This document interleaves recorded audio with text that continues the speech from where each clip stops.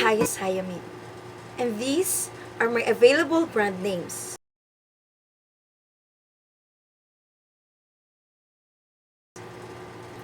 Also, this is my chemical name.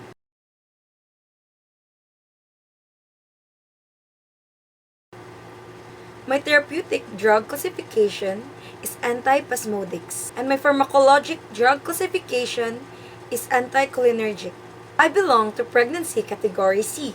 My chemical effect is I compete favorably with acetylcholine for binding at the muscarinic receptors in the salivary, bronchial, and sweat glands, as well as in the eye, heart, and gastrointestinal tract.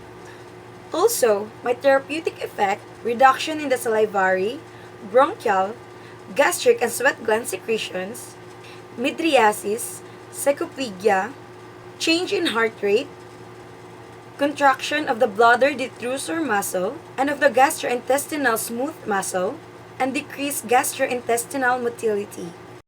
For pharmacokinetics, I am absorbed totally and completely by sublingual administration, as well as oral administration.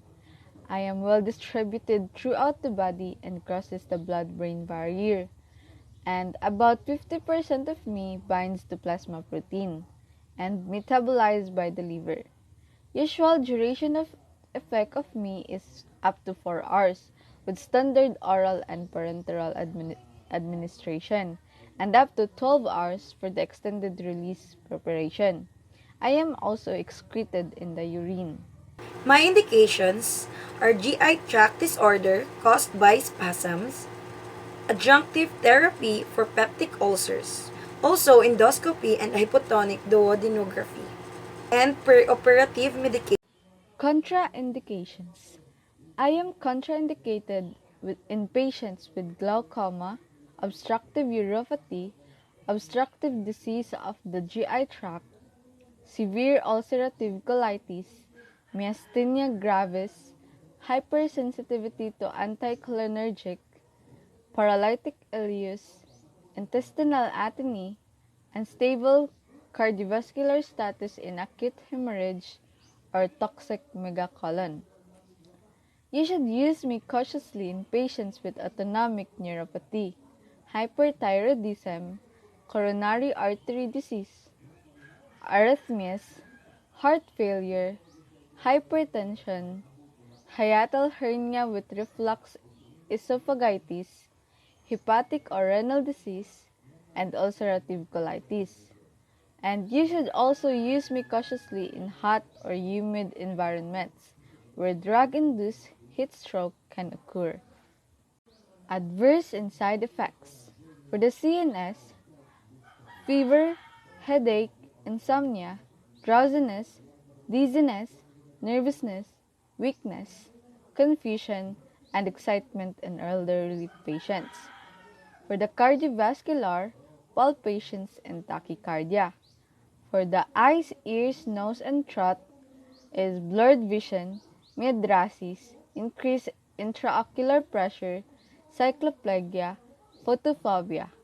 For the GI, dry mouth, dysphagia, constipation, heartburn, loss of taste, nausea, vomiting, and paralytic ileus. For the GU, urinary hesitancy, urine retention, and impotence.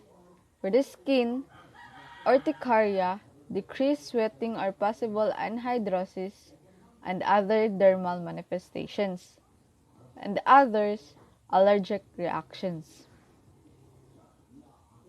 For the nursing responsibilities in assessment, first is to monitor bowel elimination, for it may cause constipation. Second is monitor urinary output. Third is lessen risk or urinary retention by having patient void prior to each dose. And lastly, assess for dry mouth and recommend practice for oral hygiene. And also for patient and family education, avoid excessive exposure to high temperature. Drug-induced heat stroke can develop. Do not drive or engage in other potentially hazardous activities until response to drug is known. Use dark glasses if experiencing blurred vision. But if these adverse effects persist, notify physician for dose adjustment or drug change. Thank you for watching.